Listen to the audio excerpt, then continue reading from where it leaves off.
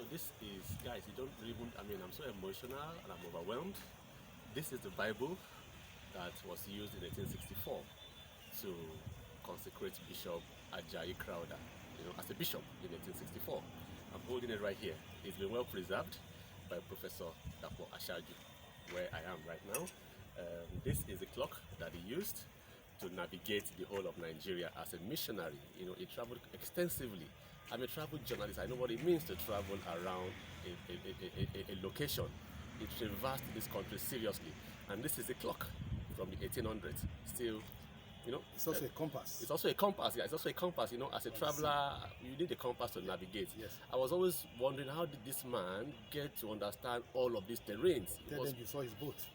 Yeah, his boat is also in Bonny Island, where he spent some time. And that's where we have his throne as a bishop.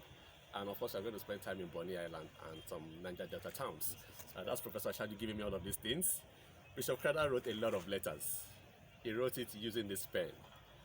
If you study Bishop Crowther, you will see he wrote extensively. I couldn't understand how a man who didn't have all the sophistication that we have in the 21st century could write so much.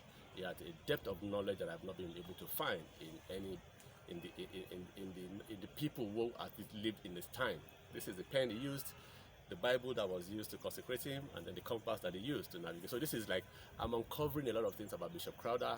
Support this adventure, support this project, the Bishop Crowther documentary film project. We are going somewhere. We need to celebrate this great man, this hero. And I'm happy that I have the honor and the privilege to hold some of this amazing archival material that have been preserved by Professor Ashaju.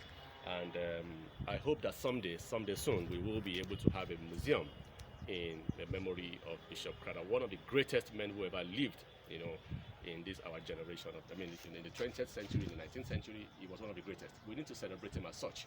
And I'm happy that the journey to doing that is already on.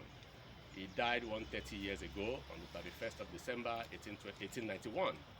This year is the 130th anniversary of his passing, and then the 200th anniversary of his capture as a slave. His journey to Christianity, to being a missionary, began with his capture as a slave in Oshogun, in Oyo State, present-day Oyo State in southwestern Nigeria.